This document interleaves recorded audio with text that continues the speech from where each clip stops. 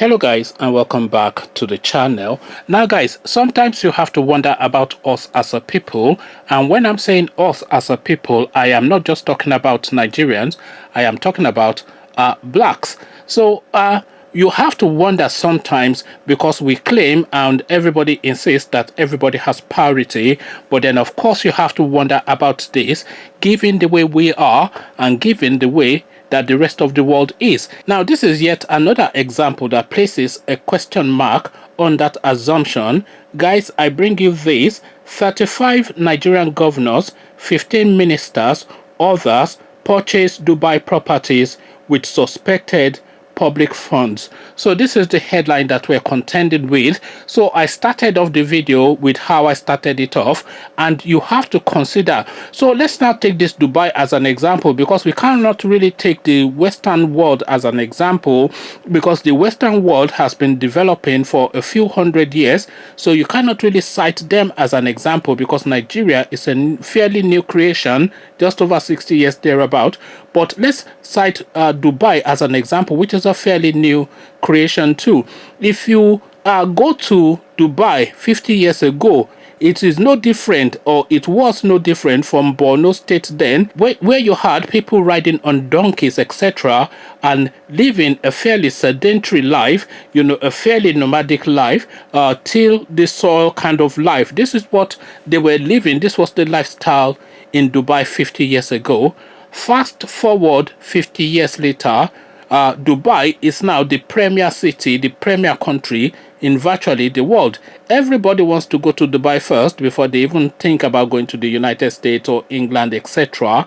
It's a shining, glistering, futuristic sort of a city that's been built by the Arabs in just 50 years. So now Nigeria, as I said, has been going for 60 years. Nigeria has wealth almost equivalent, if not equivalent, virtually equivalent, probably even more. I don't really, well, let's just say this, I don't really know the matchings because I've not checked the figures, but let's make the assumption that there's parity, but there might well be more wealth in Nigeria actually than in Dubai. But let's just say there's parity in wealth between Nigeria and Dubai. So now let's now look at Dubai. Yes, Dubai is a very tiny little country, and you can say that a lot can be done within that time, given the resources that they have. But let's now look at the entirety of Nigeria and look at our two marquee states, Lagos and Abuja. Which of those two states has anything near parity with Dubai? Dubai has an energy mix which mixes solar with nuclear, with gas propelled electricity, etc. This is a country that has a spillover capacity of electricity of up to 20-25%, and they are producing in the gigawatts, you know, when Nigeria is still producing in the megawatts. So now, where do we then draw the parity then to say we're equal to some of these people is really where the question is. But then the answer to that question, of course, is in the traffic of money. So now you would never, of course, hear of a person from the Arab state purloining money from his own country and then coming to buy property in Nigeria. Never. You would never hear anybody from England, a proper English person that is, purloining money from England and coming to show it up in Nigeria. You never hear the same of a Swiss person, an American, a German, etc. But you routinely hear, of course, of a Nigerian or any other wealthy African nation purloining money, taking it to France, taking it to Switzerland, and now Dubai is the latest destination of that kind of money. So that is why I started with the preamble. So again, the headline: 35 Nigerian governors, 15 ministers, others purchase Dubai properties with suspected public funds. So now let's now see what's been said here. A report published by Carnegie Endowment for International Peace has revealed how Nigerian public officials and their proxies steal public funds and invest it in luxurious properties in Dubai, United Arab Emirates. According to the report, politically exposed persons under scrutiny by anti-graft agencies, are seeking new ways to hide their ill-gotten wealth by purchasing expensive properties in Dubai. The 800 Dubai properties linked to Nigerian PEPs, so PEPs are politically exposed persons, are estimated to be worth well over 146 billion naira, which is $400 million. This is equal roughly 2/3 of the Nigerian Army's annual budget and over 3 times the annual budget of the Independent National Electoral Commission. Quoting Sandcastle data, the report said 158 suspected PEP proxies bought 226 houses, 13 known Nigerian law enforcement suspects bought 216 houses, 50 PEP-linked business persons bought 91 houses, 14 security sector leaders bought 71 houses, 35 governors bought 69 houses, 16 legislators bought 45 houses, 16 heads of department and agencies bought 25 houses, 15 ministers bought 24 houses, 11 NNPC officials bought 19 houses, 5 presidency staff bought 13 houses, and 1 judge bought 1 house. Some of the officials linked in the report include Kebbi State Governor Abubakar Bagudu, who is regarded as a Bata's money man and godfather of Nigeria's Attorney General Abubakar Malami. Bagudu is affiliated with 8 properties worth $4.8 million in total on the 12th floor of Dubai's capital Bay Towers, according to the report. Mohammed Alabi Lawal, a former governor of Kwara State between 1999 and 2003, is reputed to own the most properties on the list. He owns 6 properties with a total purchase value of $2 million. At least one of those properties, a villa, was bought in January 2003 whilst Lawal was still in office. Lawal died in 2006, but the properties haven't been recovered. Sandcastle data also shows that 4 political associates of former Delta State Governor James Ibori have ties to properties in Dubai. Ibori, a well-known financial offender in Nigeria, was arrested in 2010 under an Interpol warrant and was subsequently extradited to the United Kingdom. In 2012, he pleaded guilty to 10 counts of fraud and money laundering, including at least $66 million. In 2017, Ibori returned to Nigeria after serving 6 years in prison and remains a major political figure in Delta State. One of his friends purchased 4 properties in Dubai with a total value of $3.8 million.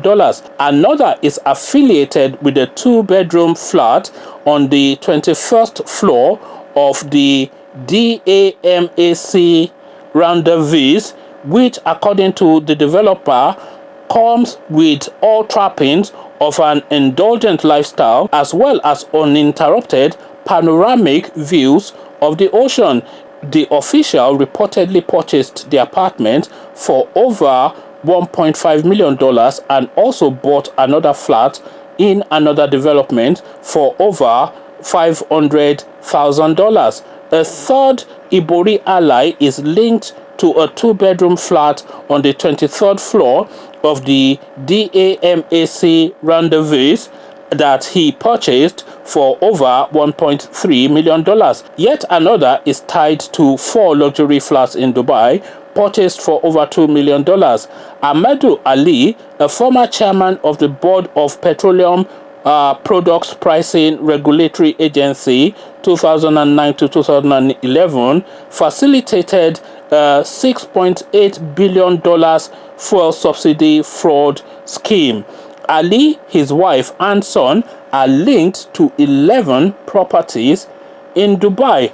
His wife, Marian, unsuccessfully ran for Senate in 2007 and is now a member of the All Progressive Congress. 7 of Ali's properties are together worth at least $4 million. The other 4 are worth an estimated $2 million.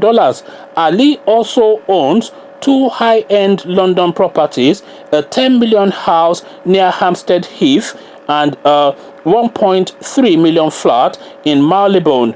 Ali did not respond when confronted with being connected to properties in Dubai. A former minister of Petroleum, Dan Atete, is also linked to a parcel of land in Emirate Hills worth over $920,000. He also owns a $500,000 apartment in Palm Jumeirah Marina Residences. Atete used an informal money changer to bring $21.5 million into Dubai, and this cash formed part of the $1.1 billion that the 2 international oil companies paid his company, Malibu Oil and Gas, for the license for an oil block that he awarded to himself whilst minister. One of such currency exchange operators, Mohammed Sumanu Ibrahim Khalil, is linked to over $3 million in Dubai properties, according to the Sandcastle data. In 2013, his business name, Dan Kawu, was accused of facilitating a 2.05 billion naira bank fraud worth $12.8 million at the time. Khalil was able to buy a 3-bedroom luxury apartment in the DAMAC Rendezvous and a similar flat in Flamingo Cove, even listing his Dan Kawu email address on the purchase records.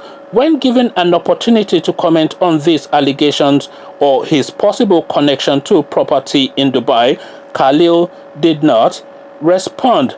Shehu Badamasi, a businessman involved in the technology and petroleum sector, created a Dubai property empire worth $120 million, according to the Sandcastle data. He accomplished this despite being well known to Nigerian law enforcement agencies. Badamasi asserts that he and his companies do not, as at February 2020, own any property in Dubai. When asked to clarify, he did not deny owning it. At least one former NNPC group managing director has ties to a Dubai property.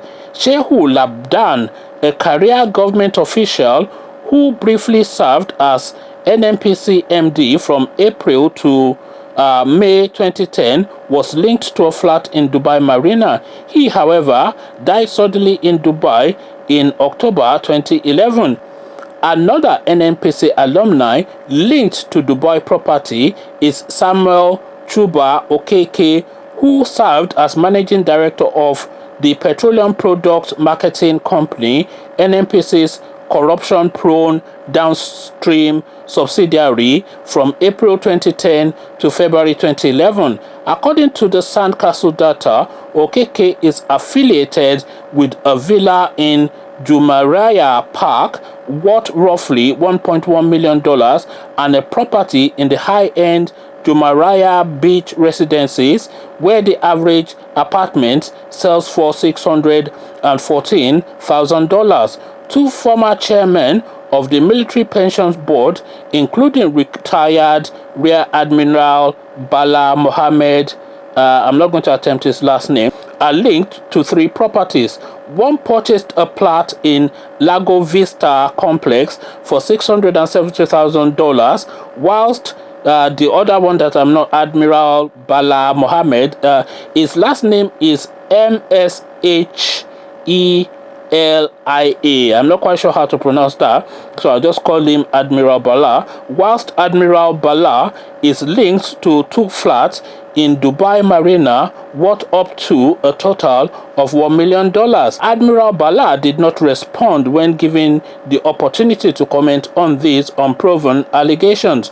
2 of Nigeria's former Deputy Senate Presidents, Ibrahim Mantu, 1999 to 2007, and Ike Ikeremadu, 2007 to 2019, are separately linked to multiple luxury properties in Dubai. According to the report, Ikrimadu is connected to 8 Dubai properties with an estimated total value in excess of $7 million. These include a luxury flat in Park Towers bought for $2.2 million and one at Baj, Dubai, purchased for $1.4 million. According to the United Kingdom's public records, Ikrimadu is also linked to at least 2 properties in the country purchased between 2008 to 2011 for a total of $6.5 million. One of the properties, an upscale flat in central London, is registered in the name of Ikrimadu's charitable foundation. The second, a detached house in the North London suburb, is owned by a shell company registered in the British Virgin Islands. Through his spokesman, Ikrimadu has denied owning purported hidden properties and has stated unequivocally that he declared all his assets with the Code of Conduct Bureau as required by law. The reports found out that many Nigerian elites use proxies to hide their ownership of properties, but just as many buy with impunity.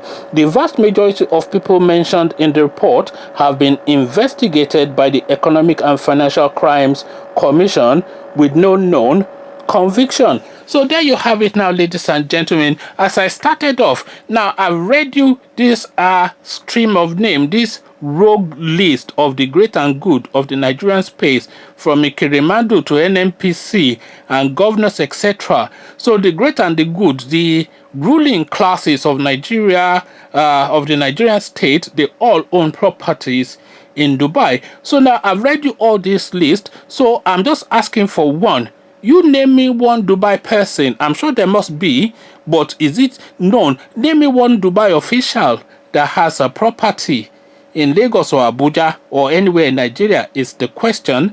Name me one British MP or minister or whatever, or some American secretary or whatever that owns any property in Nigeria. Just name one. There is none.